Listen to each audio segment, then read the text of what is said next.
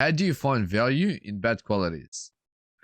Okay, so have you ever, I don't know, I always hate on school, but I have to mention it. Have you ever gotten a report card from school and it like has really bad comments about who you are as a person, like easily distracted, can't focus, always distracting other students, blah, blah, blah. Like, so when you get that in school, bro, you look at that and you're like, fuck, bro, like I literally fucked school, right? Like I did really, really bad.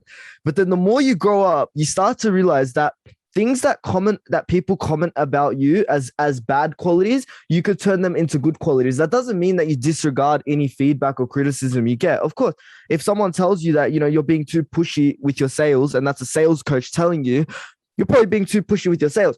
But if someone tells you that you're too vibrant, or you're too outgoing, or you're too loud, or you're too this, you're too that, you have to understand that they're talking from a preferential point of view.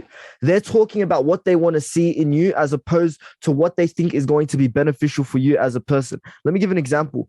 When you get a report at school that says, oh, easily distracted, really think about the good things about that, right? That means you're aware. You're constantly aware of what's going on around you.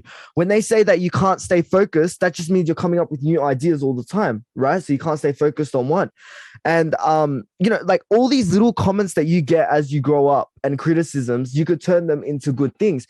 And one of the biggest things in business is perspective. I've always spoken about it and I got it from Gary Vee, but it's one, like it applies to everything. It applies to everything, right? Like, perspective of the feedback that you're getting is so important, because if you're constantly getting negative reviews and you're not able to put them into perspective, then not only will you not be able to see the good in them, but you won't be able to change from them. Right? Have you ever been to like a review page on someone's business and it's just the business owner taking everything to heart and just defending himself? Like the review will be the food was shit, and the business owner's reply is, yeah, you came in on a bad day. Like, no, bro, like your food was shit, like your food was shit. The correct response to that is, yes, our food was shit. Either offer like a free thing to come back or say, I'm sorry, right? People want to see like genuine feelings, right? But if you're constantly thinking that there's nothing wrong with exactly what you're doing, then you're never going to improve as a person and you're not able to take criticism from these qualities, right? Like when someone says, like, for example, like the loud quality, right? Like people appreciate loud. People like other people that are loud. Why? Because it shows that they're confident. They know what they're talking about. Because if you're not loud, then it's more than likely you're shy of who's gonna be hearing what you're saying. Right. But if you're the quiet person constantly, maybe the loud people won't appeal to you. Right.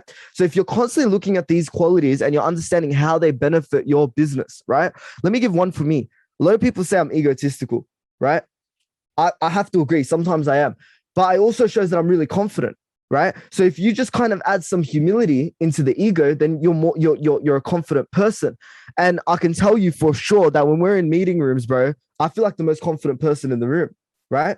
Like, and it's actually a benefit for me. Why? Because I can actually pitch my sales easier. Right? So like all those times where like I was growing up and I started getting those comments, rather than using them to degrade me and using them to like, let's say, oh, I need to completely change up my personality, I added some humility, right? Added some humbleness, and it turns into confidence. Huh? Gary Vee. Gary Vee, literally, right? And so the thing is, when you're constantly receiving this feedback is one of the most important things. And we're not only talking about school comments, we're talking about comments on videos, comments on from your friends and family, comments just in general, right? Like you're always going to receive feedback on what you're doing, whether it's a business, whether you're like it's a podcast, whatever it is, people are always going to have advice. Once you put that into perspective, you're able to change it. Let me give an example of how modern this is.